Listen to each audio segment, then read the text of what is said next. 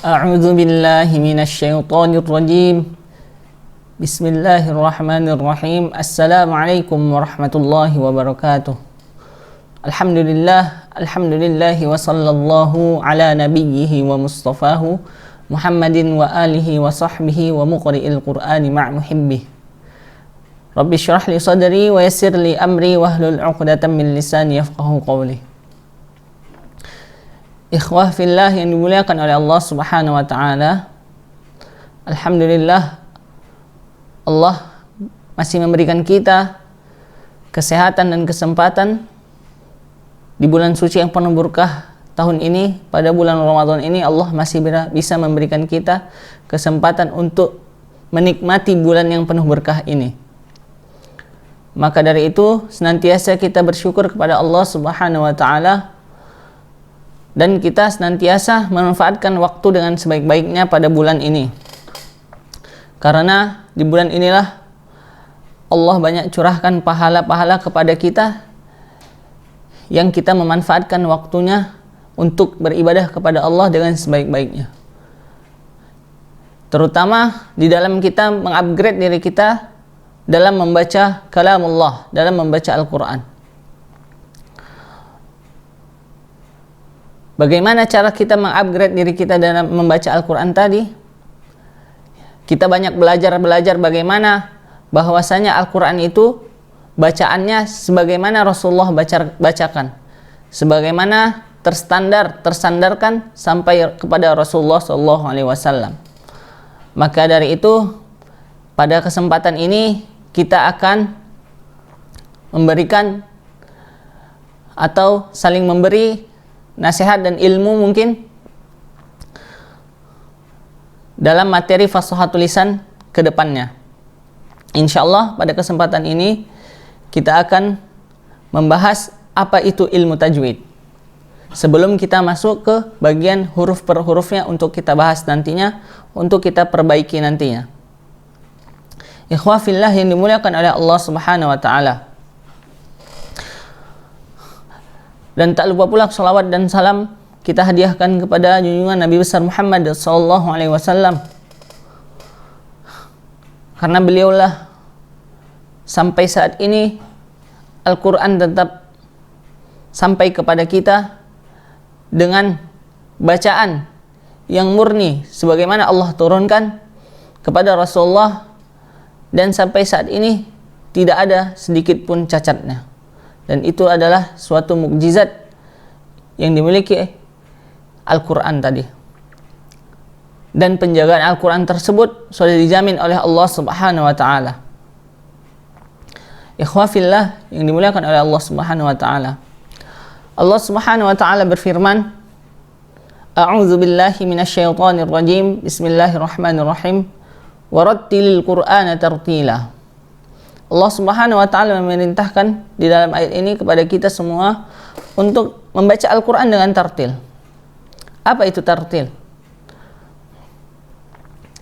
Imam Ibnu Al-Jazari mengatakan di Matan Thayyibah An-Nashr, wa yuqra'ul Qur'anu bitahqiqi ma hadarin wa tadwirin wa kullun muttaba'.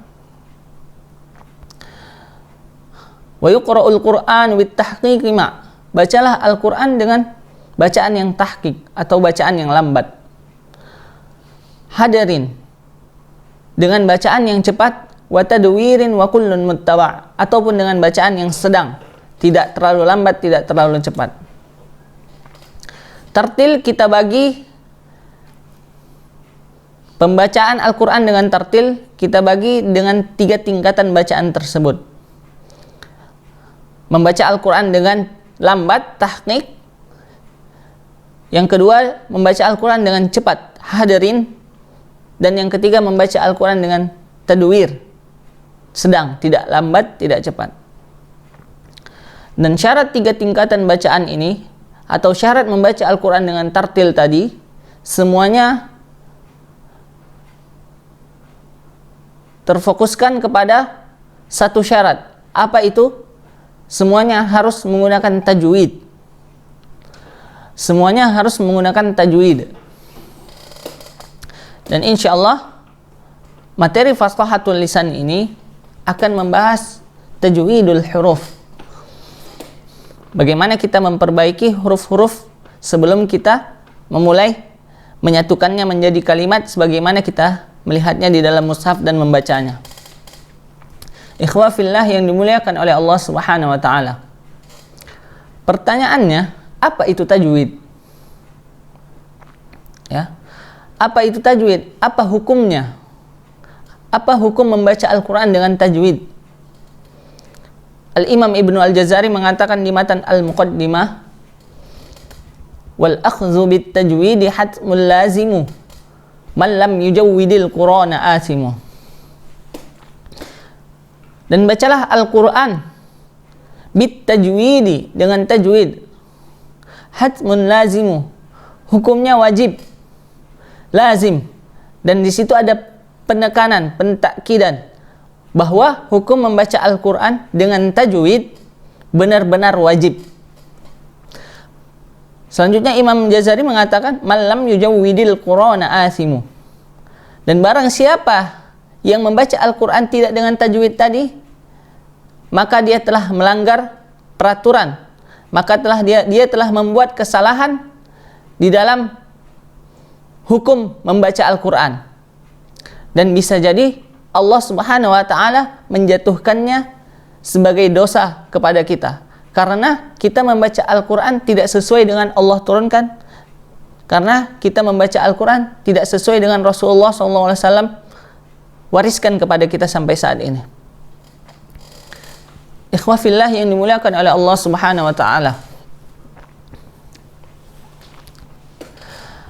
Kenapa harus membacanya dengan tajwid? Di bait selanjutnya, Al-Imam Ibnu Al-Jazari mengatakan, li'annahu bihil ilahu anzala wa hakaza minhu ilaina wasala. Karena dia, tajwid itu, Al-Qur'an itu diturunkan bersamaan dengan tajwidnya. Allah Subhanahu wa taala menurunkan Al-Qur'an satu paket dengan tajwidnya. Dan begitu juga Al-Qur'an itu sampai kepada kita saat ini. Wa hakadza minhu ilaina wasala. Berarti kita harus membaca Al-Qur'an dengan tajwid. Nah, wajib hukumnya. Membahas hukum membaca Al-Qur'an yang tadi, kita akan bagi tiga golongan pembaca Al-Qur'an. Yang pertama adalah golongan yang dia tahu bahwa dirinya tidak bisa mengaplikasikan tajwid di dalam membaca Al-Qur'an. Akan tetapi dirinya juga tidak mau berikhtiar untuk memperbaiki bacaannya, untuk mengupgrade bacaannya tadi. Bisa jadi inilah yang dimasukkan golongan orang yang asimu.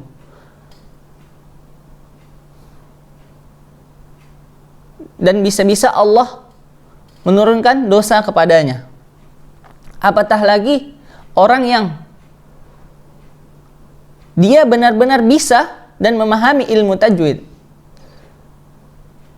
tetapi dia tidak mengaplikasikannya atau tidak menerapkannya di dalam bacaan Al-Qur'an ketika dia membacanya. Ini adalah kesalahan yang fatal bagi kita semua. Janganlah sampai kita masuk kepada golongan yang pertama ini. Selanjutnya ialah golongan pembaca Al-Qur'an yang kedua, ialah orang yang tidak bisa atau tidak sempurna dalam membaca Al-Qur'an dengan tajwid. Akan tetapi dia senantiasa berikhtiar, dia senantiasa berusaha untuk mengupgrade bacaannya tadi, untuk mengupgrade lisannya agar senantiasa benar dalam pengucapan hurufnya. Dia senantiasa belajar. Walaupun hasilnya nanti masih terbata-bata, Allah akan masih, insya Allah, Allah akan mengganjarkan pahala kepadanya. Dan golongan yang terakhir adalah golongan yang paling Allah akan memberikan pahala kepadanya. Golongan yang paling baik ini, golongan yang terakhir ini adalah golongan yang paling baik. Kenapa? Karena ialah orang itu membaca Al-Quran, dia tahu ilmu tajwid, dia tahu bagaimana cara mengaplikasikannya, dan diaplikasikannya di dalam bacaan Al-Quran dia sesuai dengan bacaan Rasulullah SAW, dan bacaannya itu terstandar sampai ke Rasulullah SAW. Dan inilah golongan yang terbaik. Dia paham ilmu tajwid, dia paham teorinya, dan dia mengaplikasikannya di dalam bacaannya terstandar sampai ke Rasulullah SAW. Ikhwah fillah yang dimuliakan oleh Allah Subhanahu wa taala. Kenapa juga harus dengan tajwid dalam membaca Al-Qur'an itu? Di bait yang selanjutnya Al-Imam Ibnu Al-Jazari mengatakan, wa huwa aidan hilyatut tilawati wa zinatul ada'i wal qiraati. Wa huwa aidan hilyatut tilawati. Karena dia sebagai penghias, hilyah, di dalam kita bertilawah Al-Qur'an. Coba kita bayangkan ketika ada seseorang di samping kita membaca Al-Qur'an tanpa tajwid. Mungkin telinga kita tidak enak mendengarnya.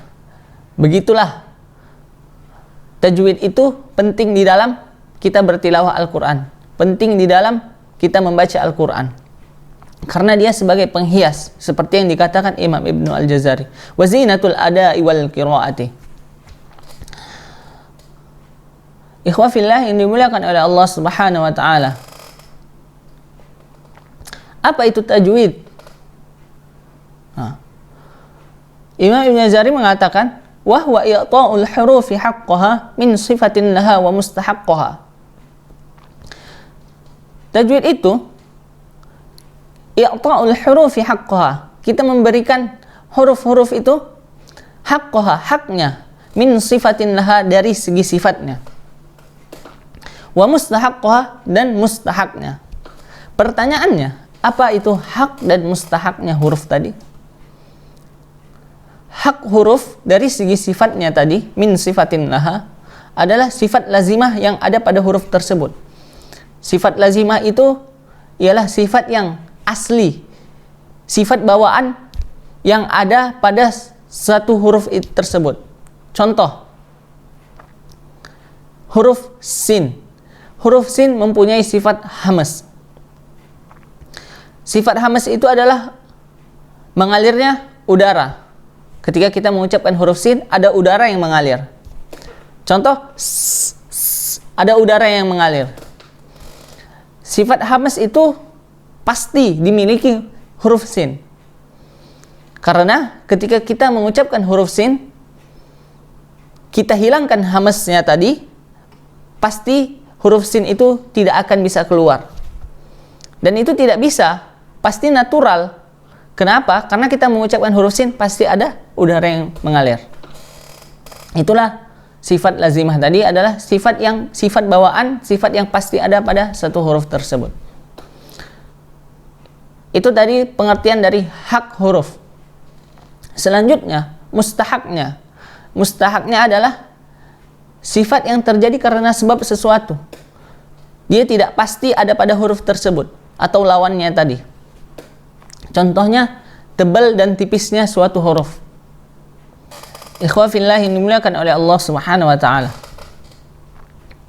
Selanjutnya, bagaimana sempurnanya suatu huruf ketika kita mengucapkannya? Imam Ibnu Al-Jazari mengatakan di bait yang selanjutnya di dalam bab ini, bab tajwid, di matan muqaddimah matan Al-Jazari, waraddu kulli wahidin li aslihi wal lafzu fi nazirihi kamithlihi.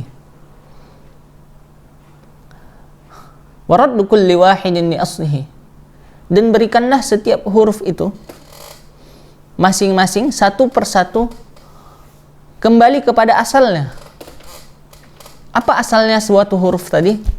Asalnya ialah sukunnya huruf itu, atau bisa kita sebutkan sukun jiwa suatu huruf. Karena setiap huruf yang kita ucapkan atau setiap huruf yang berharokat, pasti kita akan memulainya dari sukunnya terlebih dahulu. Kenapa? Kalau ini kita hiraukan, bisa kita mengucapkan suatu huruf itu menjadi salah dalam pengucapannya. Dan itu ketika kita membaca Al-Quran menjadi kesalahan yang sangat fatal, mengganti sebuah huruf. Contoh, ketika kita mengucapkan huruf sin yang dhammah. Sin, sukun jiwanya seperti apa? Seperti ini. Itulah sukun jiwa sin. Ketika kita mengucapkan dhammah, pasti kita memulainya dari sukun jiwanya tersebut. Su.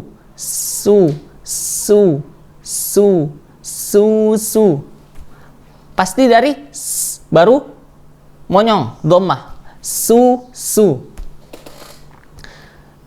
Coba kita tes ketika dia langsung ke dhammah tanpa ke sukun jiwanya terlebih dahulu. Pasti dia akan berubah menjadi huruf yang lain. Contoh, su. Dia akan berubah menjadi huruf sod. Dan inilah yang banyak kesalahan di kalangan kita ketika dalam membaca Al-Quran.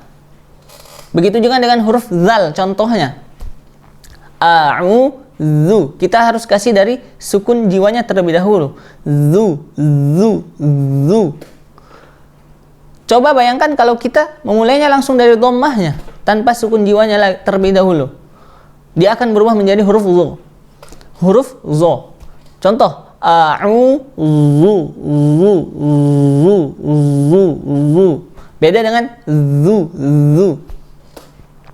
Kalau sudah terjadi seperti ini kesalahan, maka salahlah pula kita dalam membaca Al-Quran tersebut. Dan ini harus kita hindari. Wal lafzu fi nazirihi kamithlihi, kata Imam Ibnu Al-Jazari. Dan setiap lafaz fi nazirihi harus sama proporsinya, kadarnya harus sama.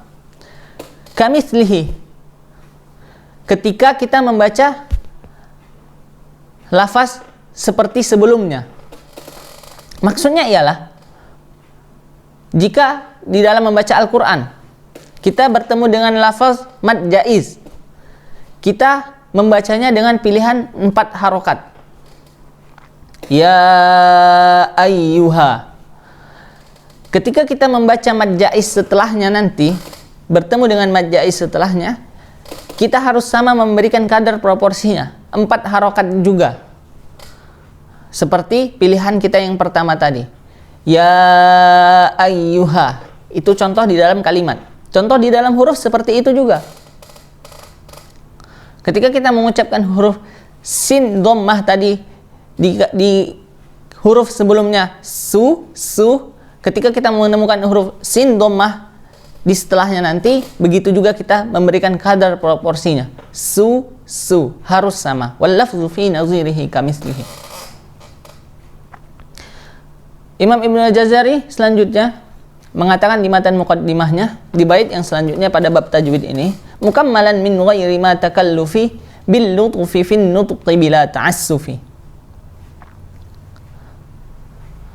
Dan sempurnanya kita dalam membaca Al-Quran itu min ghairi ma takallufi, tidak boleh berlebihan. Takalluf, berlebihan kita dalam membaca Al-Quran, atau bisa dibilang kita buat-buat dalam membacanya supaya terlihat fasih. Jadi inti dari membaca Al-Quran ini adalah kita natural. Yang penting huruf tadi sempurna jika 3 faktor atau 3 aspek terpenuhi. Yang pertama makhrajnya sudah pas, yang kedua sifatnya sudah pas, dan yang ketiga karakternya, tebal tipisnya sudah pas. Insya Allah huruf itu akan sempurna dalam pengucapannya. Bil lutfi fin nutqi bila ta'assufi. Dan ketika kita membacanya dengan kelembutan, bil lutfi fin nutqi bila ta'assufi, dengan kelembutan dan tanpa dibuat-buat. Tanpa dibuat-buat atau asal-asalan. Jadi ketika kita membacanya harus dengan lembut dan tanpa dibuat-buat. Ikhwah fillah yang dimuliakan oleh Allah Subhanahu wa taala. Inilah kunci atau apa itu tajwid dan kunci-kunci dalam kita mempelajari ilmu tajwid, sehingga Al-Quran tadi yang kita baca terstandar sampai kepada Rasulullah SAW. Dan insya Allah kita tepat dalam pengucapannya. Bukan saja benar, tetapi kita tepat juga dalam pengucapan di dalam membaca Al-Quran. Dan ingat, tajwid ini sebagai hilyah, perhiasan ketika kita membaca tilawah, sebagai hiasan. Imam Ibnu Al-Jazari memberikan nasihat kepada kita, memberikan pesan kepada kita di akhir bab ini, di akhir bab tajwid ini, pesan yang sangat menggugah hati kita agar senantiasa berlatih terus setelah kita mempelajari tajwid tadi, kita terus berlatih untuk bagaimana lidah ini, lisan ini pas dalam pengucapannya. Apa kata Imam Ibnu Al-Jazari? Walaysa bainahu wa baina tarkihi illa riyadatu mri'in bifakhihi. Walaysa bainahu wa baina tarkihi. Dan tidak ada bedanya antara orang yang mempelajari ilmu tajwid tadi dengan orang yang tidak mempelajari ilmu tajwid. Illa riyadatu mri'in bifakhihi. Yang membedakan mereka adalah latihan setiap hari. Latihan dalam pengucapan huruf, latihan dalam membaca Al-Quran dengan benar dan tepat. Karena tanpa kita latih rahang ini, tanpa kita latih lisan ini, maka dia akan kembali kaku seperti semula kita, seperti tidak sebelum kita mempelajarinya. Maka itu latihanlah terus dan istiqomah dalam menuntutnya atau dalam mengulang-ulangnya, dan istiqomah dalam mempelajarinya juga. Karena ini akan membuahkan hasil yang maksimal, dan ini akan membuahkan hasil yang baik untuk kita, sehingga kita mudah dalam membaca Al-Quran, sehingga kita mudah dalam mengaji dalam sholat, terutama di dalam sholat. Ketika kita sholat membaca Al-Fatihah saja salah, Allahu a'lam apakah sholatnya diterima atau tidak. Maka itu teruslah kita upgrade diri kita dalam mempelajari Al-Quran ini. Semoga di bulan suci yang penuh berkah ini Allah Subhanahu wa taala memberikan kita kesempatan terus untuk mengupgrade diri kita dan melatih lisan kita agar senantiasa tepat dalam membaca Al-Quran. Terima kasih. Mungkin untuk kesempatan kali ini cukup sekian. Semoga kita diberi keistiqomahan terus untuk selalu belajar dan menuntut ilmu. Billahi taufiq wal hidayah. Assalamualaikum warahmatullahi wabarakatuh.